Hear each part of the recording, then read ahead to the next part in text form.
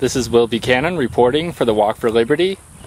Today is July 3rd, 2008, day 81. Apparently, the Walk for Liberty is growing in popularity because, although I can't be certain since she was riding by in a car at over 70 miles an hour, I think a girl just flashed her breast as she was yelling at me. Since we're about 2 weeks behind still in processing and uploading videos, John's just now getting to the point where he's starting to edit video files from my new camera.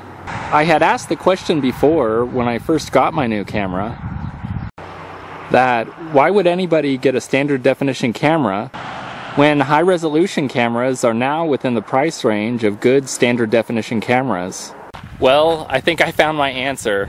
It's if your computer's not fast enough. With my 4-year-old laptop, which was probably middle of the road at the time, I can't even play the video files in real time, let alone attempt to edit them. John has a much newer laptop, probably within a year old, so hopefully it should be able to handle the files. But with our initial test on his computer right before I started my walk today, even it had problems.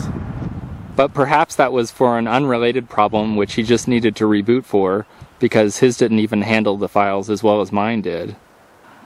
Another thing is that the editing software that came with it seems to be a piece of garbage.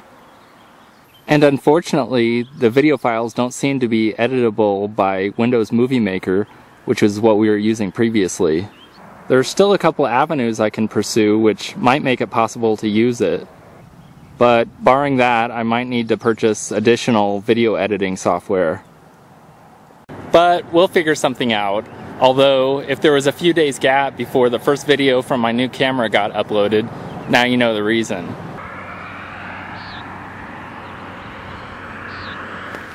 One thing I'm working on achieving is emotional mastery.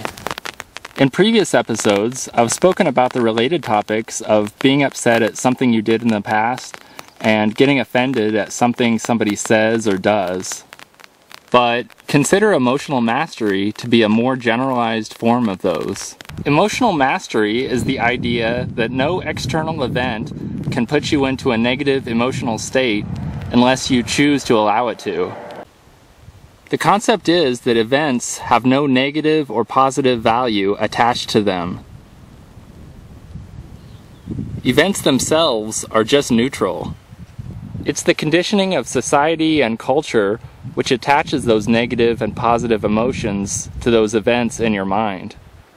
Even the death of a loved one is not inherently negative, as many people in most Western cultures believe. People in some cultures, in fact, celebrate such an event. But you don't have to be chained down by the conditioning that society gives to you. You can choose to outgrow your conditioning and learn to not let external events put you into a negative emotional state.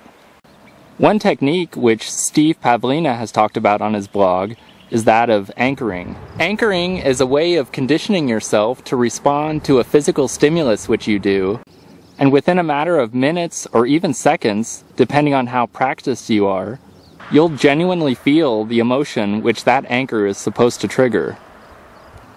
As one example he gave, people often have the skill and preparation necessary to perform some task, such as asking someone out on a date, making a sales call, or asking for a raise. However, their lack of confidence causes them to perform far worse than they would otherwise if they had confidence. He describes how he was giving a speech on, of all things, confidence, and activated his confidence anchor when he stood up from his seat.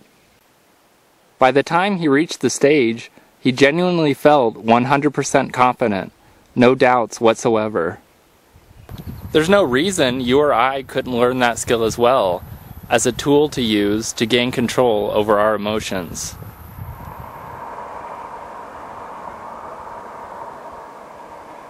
I started walking very late, so I only got to 8.6 miles. Here's my GPS position. This is Will Buchanan for blog.walkforliberty.com, signing off.